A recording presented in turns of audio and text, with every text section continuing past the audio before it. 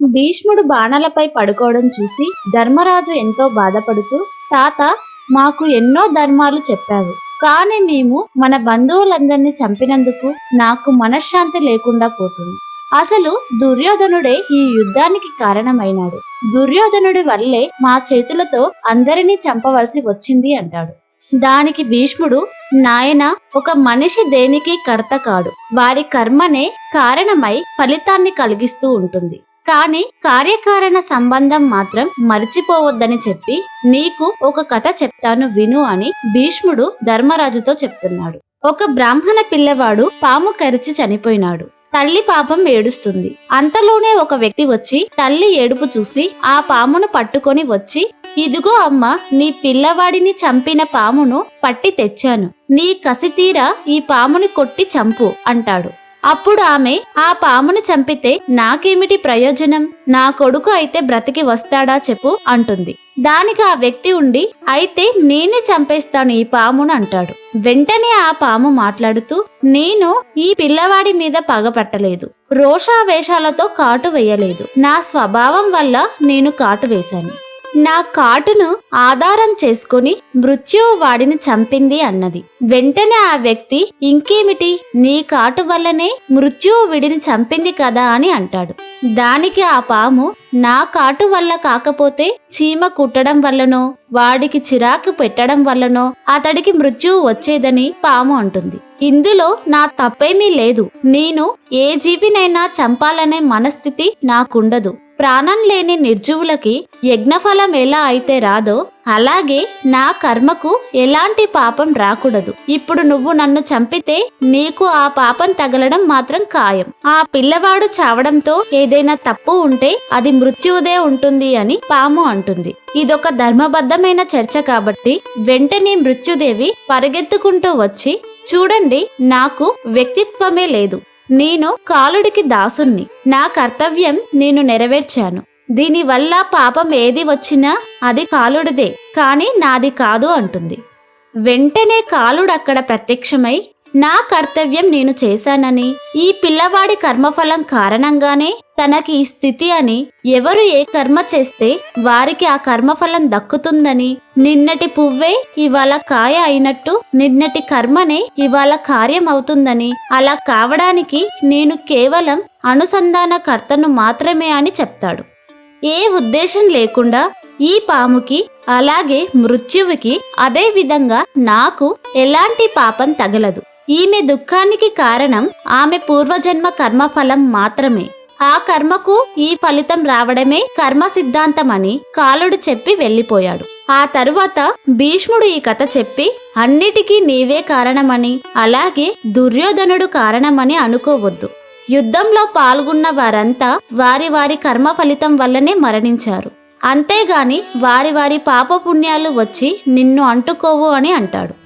కానీ ధర్మం తెలిసి కూడా, అన్యాయం అని అర్థమయ్యి కూడా తెలివి ఉండే దుర్యోధనుడిలాగా చేసేవారికి ఖచ్చితంగా పాపం తగులుతుందని, ఒక జన్మలో చేసిన పాపం శరీరం విడిచాక మరొక జన్మలో మరో శరీరంతో ఉన్నప్పుడు ఈ పాపాలు అనుభవిస్తారని, అదే కర్మ సిద్ధాంతమని భీష్ముడు ధర్మరాజుతో చెప్తాడు.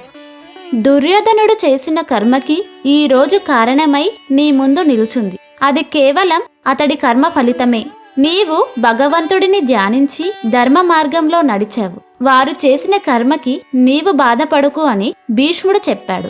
అయితే ధర్మరాజు, పాము చేసే కర్మలు స్వభావం చేత అయి పాపపుణ్యాలు తగలవు అన్నారు కదా తాత, మరి ఒక గృహస్థుడు స్వభావం చేత కర్మలు చేసేవారు మరణాన్ని జయించగలుగుతారా అని అడుగుతాడు. దానికి భీష్ముడు తప్పకుండా చేయొచ్చని దానికి ఇంకొక కథ వివరిస్తున్నాడు. అది అగ్నిదేవుడికి అలాగే సుదర్శన అనే ఆమెకి ఒక కొడుకు పుట్టాడు. ఆయన పేరు సుదర్శనుడు. ఇతను ఒక రాజుగానే ఉంటూ గృహస్థ ధర్మం పాటిస్తూనే మృత్యువుని జయిస్తాను అని ప్రతిజ్ఞ చేసుకున్నాడు. అయితే ఒక గృహస్థుడు ధర్మబద్ధంగా ఉంటాను అనేది బాగానే ఉంది, కానీ దానిని ప్రతిజ్ఞ చేయడం అనేది గమనించాల్సిన విషయం. నిజానికి భగవంతుడు సర్వం మనుషులతో పాపపుణ్యాలు చేయిస్తూ ఉంటే మధ్యలో ఇతని ప్రతిజ్ఞ ఏమిటి అని ఈ సుదర్శనుడిని ఎలాగైనా పరీక్షించాలని ధర్మదేవత అనుకుంటుంది. అయితే ఒక గృహస్థుడు అతిథులను పూజించాలనే నియమం మొదటగా పాటించాలి. ఇలానే ఈ సుదర్శనుడు అతిథులను గౌరవించుకుంటూ తన సంపద అంతా దానం చేసి యమనీ యమాదుల నిష్టలతో ఒక పర్ణశాల కట్టుకొని అందులో తన భార్యతో సహా నివసిస్తున్నాడు. ఇతని భార్య పేరు ఓగవతి. ఈమెకి సుదర్శనుడు అతిథి ధర్మం గురించి బోధించి అతిథులను నేను ఇంట్లో లేని సమయంలో నీవు పూజించాలి అని చెప్తాడు. ఒకవేళ అతిథి దేవుడు ఆమె శరీరాన్ని కోరుకున్నా సరే నీవు దాన్ని ఇవ్వడానికి వెనకకు పోకూడదు అని చెప్పి నీవు అలా చెయ్యాలి అని కోరుకున్నాడు.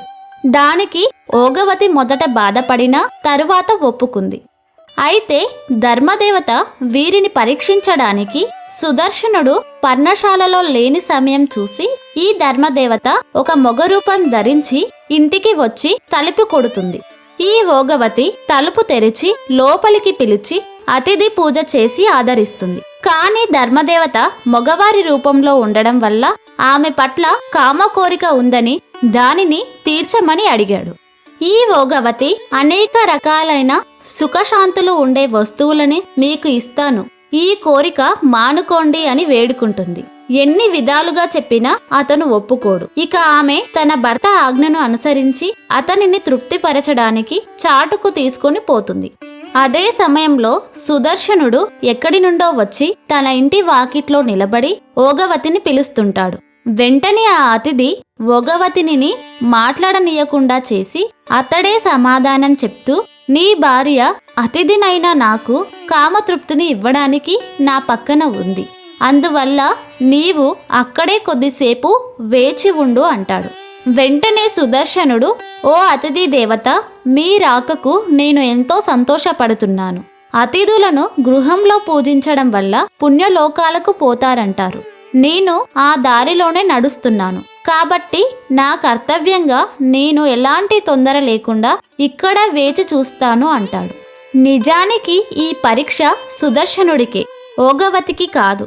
ఆమె మనసు ఎంతో గొప్పది కాబట్టి భర్తతో పాటుగా స్వర్గానికి వెళ్ళబోతుంది.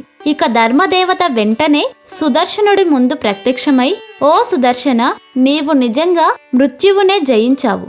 కామారోష వికారాలను విడిచిపెట్టి స్వచ్ఛమైన జీవితాన్ని గడుపుతున్న నిన్ను మృత్యువు ఏమీ చెయ్యదని, అలాగే నీవు ఈ శరీరంతోనే స్వర్గానికి వెళ్ళొచ్చని, ఓగవతిని తన శరీరంలో సగభాగం నదీ రూపంలో ఇక్కడే ఉంటూ మరొక సగభాగాన్ని నిన్ను అనుసరిస్తూ వస్తుందని చెప్పి ధర్మదేవత వెళ్ళిపోతుంది. ఇక సుదర్శనుడు తన భార్యతో స్వర్గానికి వెళ్ళిపోతాడు. భీష్ముడు ఈ కథ ధర్మరాజుతో చెప్పి నీవు కామక్రోధాలను విడిచిపెట్టి ఉండాలని చెప్తాడు.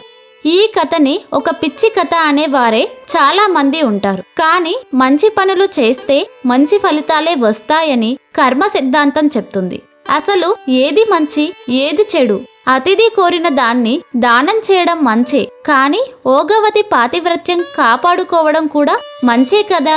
ఈ రెండు ఒకేసారి పూర్తయ్యే అవకాశం లేదని ఆమెకి తెలిసి ఏ మంచికి ప్రాధాన్యత ఇవ్వాలి అని ఆలోచించుకొని తన పాతివ్రత్యం కంటే భర్త చెప్పిన మాటకే ఎక్కువ విలువ ఇచ్చి తనను తాను త్యాగం చేసుకోవడం వల్లే ఆమెకి స్వర్గలోక ప్రాప్తి లభించిందని చెప్తాడు.